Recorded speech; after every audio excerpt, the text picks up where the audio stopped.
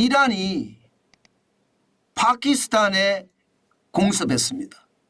그랬더니 파키스탄이 다시 이란에다가 맞공습을 했습니다. 야, 이거 충격적이지 않으세요? 지금 벨루치스탄 지역을 두고 양쪽에서 맞공습을 한 거예요. 이렇게 되면 여러분, 전쟁이 도대체 어떻게 돼갑니까? 여러분 알다시피 중동에서만 지금 난리도 아니거든요. 이스라엘에서는요, 하마스와 가자 지구에서 전쟁을 벌이고 있지요. 또 이스라엘 북부 지역에서는 레바논과 또 전쟁을 벌이고 있습니다. 헤즈볼라 말입니다. 여기에다가 홍해에서는요, 예멘의 후티 반군이 또 미사일을 뻥뻥 쏘아가면서 상선이나 유조선을 지나다니지 못하게 하고 있습니다.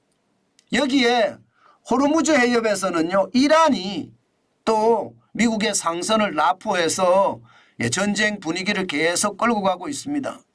여기에다가 러시아 우크라이나 전쟁은 더 확전되는 양상이죠. 이게 뭐 전 세계가 전쟁으로 불바다가 되는 느낌입니다. 야, 이거 이대로면요, 진짜 세계 경제가 대충격을 받을 수밖에 없을지도 모릅니다. 당장 말입니다. 세계의 공급망이 굉장히 위기를 맞았다, 이렇게까지 나오거든요. 공급망이라는 게 이게 뭐 기업의 어떤 제품을 만들려고 하면 다양한 원자재부터 부품까지 있어야 되잖아요.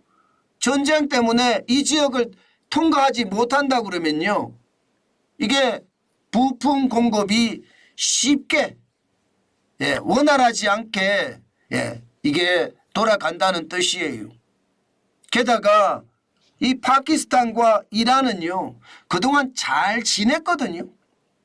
이 국경이 말입니다, 990km에 대해서 맞닿아 있지만 계속 잘 지내왔습니다. 그런데 이란에서 말입니다, 이게 파키스탄 지역에 공습을 가하면서 실질적으로 파키스탄과 이란의 어떤 상황이 더 악화되는 그런 상태가 벌어진 겁니다. 지난 4일인가요? 이란의 국민적 영웅이라고 이야기하는 카셈 솔레이마니 혁명수비대 사령관 추도식에서 테러가 있었잖아요.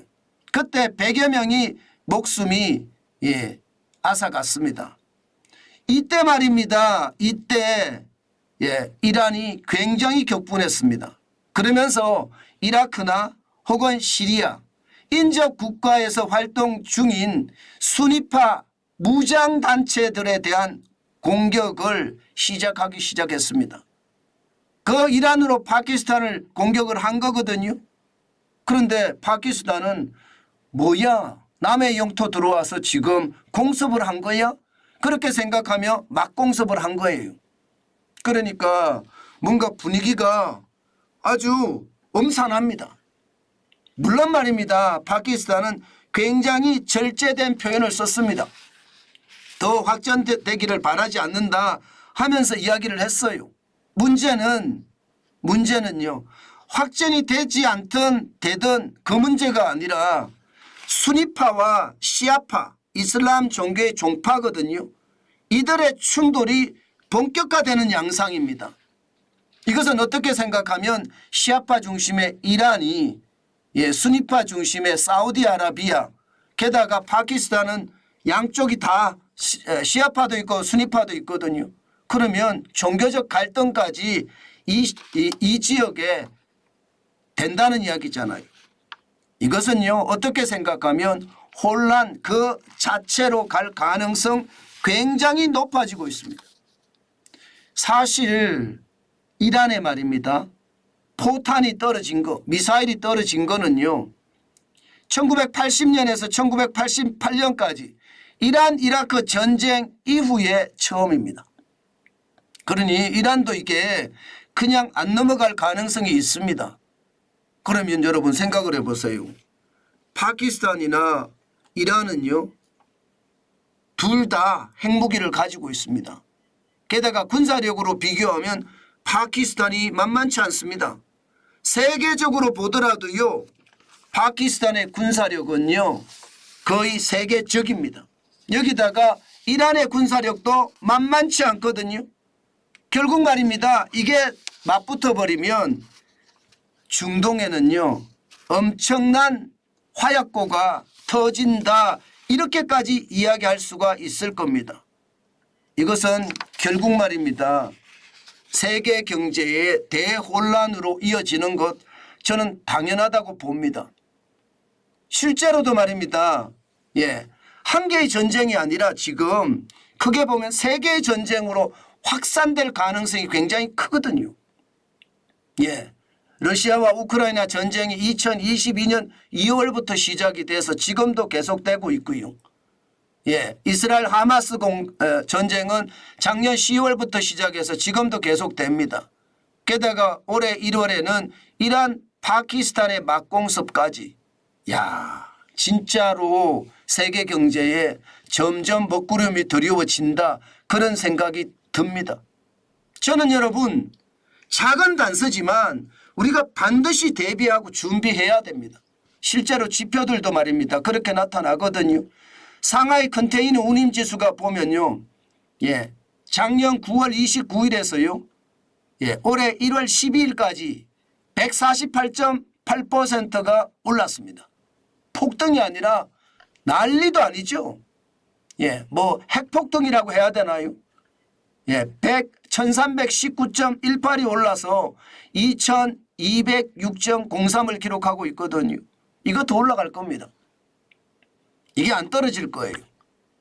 그렇게 되면 안 그래도 지금 중국의 저성장, 유럽의 위기, 또 미국의 부채 주도 성장, 이런 것들이 시장에 충격을 주기 위해서 호시탐탐 노리고 있는데, 중동에서까지 전쟁이 2개가 아니라 3개로까지 확전이 된다 그러면요, 그 충격의 도는 어마어마해질 겁니다. 여기에다가 여러분, 여기에다가 중국이 대만을 어떻게 볼까요? 점점 전쟁이 커지는 양상이면 미군이 전략적 자산을 다 활용한다고 해도요, 3개의 전쟁, 4개의 전쟁, 5개의 전쟁까지는 어떻게 막을 수가 없습니다. 그렇게 되면 시진핑은 다른 생각을 할 수가 있고요. 여기에다가 시진핑이 김정은을 또 계속 설득을 해서 남한에 대한 침공까지도 생각을 할 수 있다면 5개의 전쟁이잖아요. 저는요 여러분, 이게 결국은 세계 경제의 복병이 될 수도 있다고 생각을 합니다. 물론 말입니다. 시진핑이 대만을 침공한다든가 김정은이 남한을 침공하는 일은 그렇게 쉽게 일어나지는 않을 거예요. 그러나 세계 경제가 지금처럼 점점 어려워지잖아요. 지금 시진핑은요, 중국 경제가 무너지면서 점점 불만 세력들이 많아지고 어려움에 봉착해 있거든요. 그러면 그 어려움을 외부로 돌릴 수도 있다는 것, 반드시 한 번쯤은 생각해야 됩니다. 그것이 말입니다. 대만 침공으로 일어날 수도 있습니다. 이렇게 되면 안 그래도 어려운 세계 경제, 대충격이 아니라 대공황으로 발전할 가능성도 높습니다. 여러분 보세요. 지금 세계은행에서 세계 경제 성장률 전망치를 내놨는데 2022년에 3.0%였잖아요. 작년에 2.6%고요. 올해는 2.4%로 성장할 거라고 예상을 합니다. 이 정도면요, 세계 경제가 저성장 늪에 빠졌다는 이야기예요. 2000년부터 2019년까지 세계 경제 평균 성장률이 3.8%였습니다. 그런데 이게 내려가서 2.4%대까지 떨어진다면요, 아마 선진국은 그나마 버틸 수 있을지 모르지만 신흥국부터 줄줄이 무너질 가능성, 저는 다분히 있다고 봅니다. 때문에 시장을요 절대로 단순하게 봐서는 안 되겠다, 그 생각이 진짜 많이 듭니다. 제가 전 세계 시장에 블랙스완, 예기치 못한 위기들이 펑펑 터진다고 했는데 지금 그런 예기치 못한 위기들이 지금 펑펑 터지고 있습니다. 그렇기 때문에 여러분, 시장에 대한 어떤 투자 항상 조심하셔야 돼요. 지금은 세계 전체가 저는 살얼음판처럼 보이거든요. 언제 어느 때 어떤 일이 터질지도 모르겠다. 이 정도까지 위험이 커지니까 늘 말입니다. 호시우보라고 했습니다. 호랑이의 눈으로 경계감을 가지고 시장을 바라봐야 되고요. 소의 발걸음으로 우직하게 두벅두벅 걸어가는 그런 투자 형태가 지금은 맞지 않을까, 저는 그렇게 생각합니다. 그만큼 시장의 위협이 커진다는 것, 또 우리나라뿐만 아니라 세계 경제 자체의 위협도 굉장히 커진다는 것, 저는 반드시 봐야 된다고 생각합니다. 단순하게 그냥 저러다 말겠지 하는 생각으로 저는 시장에 접근하면요, 와, 이거 굉장한 충격으로 받아들일 수가 있을 것 같아요. 그래서 저는 그 어느 때보다 시장을 독하게 봐야 된다. 제가 여러분들에게 투자하지 말고 자꾸 현금을 쌓아라는 말을 제가 참 자주 하는데요. 그 정도로 말입니다. 시장의 변동성이 굉장히 크고요. 또 이게 세계 경제가 완전히 살얼음판 안에 들어있다, 이렇게 해도 저는 과언이 아니라고 생각을 합니다. 그렇기 때문에 여러분, 조심 또 조심하면서 시장에 접근했으면 좋겠습니다. 그것만이 여러분들의 자산을 지킬 수 있는 길이다. 그 말씀 제가 또 강조해서 드립니다. 강조해서.